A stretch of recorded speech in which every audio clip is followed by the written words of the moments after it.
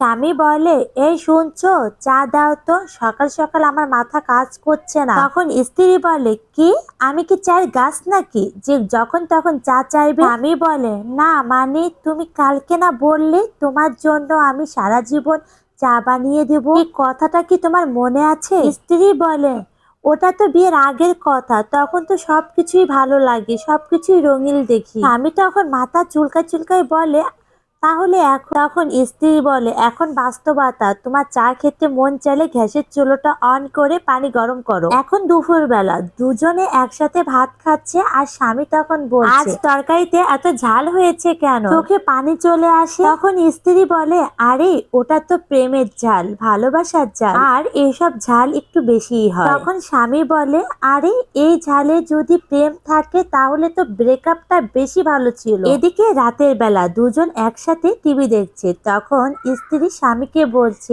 এই শুনছো, তুমি এখন থেকে কিন্তু রাতে ডায়েট করবা। তখন স্বামী বলে, আচ্ছা ঠিক আছে, এখন থেকে করব। স্বামী তখন মনে মনে বলে, এখন তুমি আমাকে না খেয়ে মারতে চাচ্ছ? আসলে কি, রান্না করতে করতে গল্প বলতে ভালোই লাগে, সেই জন্য একটা ছোট্ট গল্প বললাম। আর আজ আমি আমার ছোট্ট কিচেনে তালের বড়া বানাবো, সেই জন্য চলে আসলাম। মেয়ে হয়ে জন্ম, রান্না তো করতেই হবে। যতই কিছু করি না কেন, স্বামী সন্তানের জন্য দিন শেষে রান্না করতেই হয়। আসলে রান্না করার পর সেই রান্না যদি হয় প্রশংসাময়ী, তাহলে কতই না ভালো লাগে। আমি তো সারাদিন রান্না করতে পারি, কিন্তু রান্নার শেষে যখন বাড়ির সবাই খাবে আর বলবে, আজকে রান্নাটা তো অনেক মজার ছিল, এই কথাটা শুনলে আমার তো সারা দিনের পরিশ্রমটাই আর পরিশ্রম মনে হয় না। তখন একটা অন্যরকম শান্তি পাই। আসলে এই শান্তিটা কি সবাই পায় তা আমি জানি না, কিন্তু আমার খুব ভালো লাগে।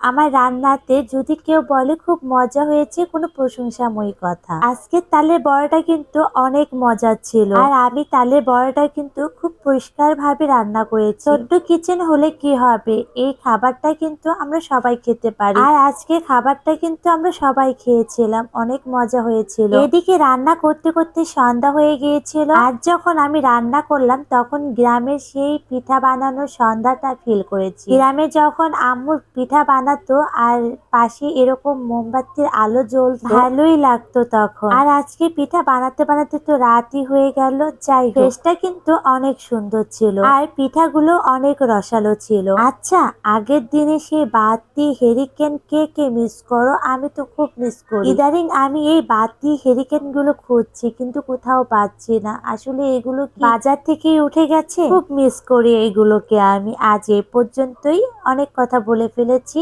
আল্লাহ হাফেজ।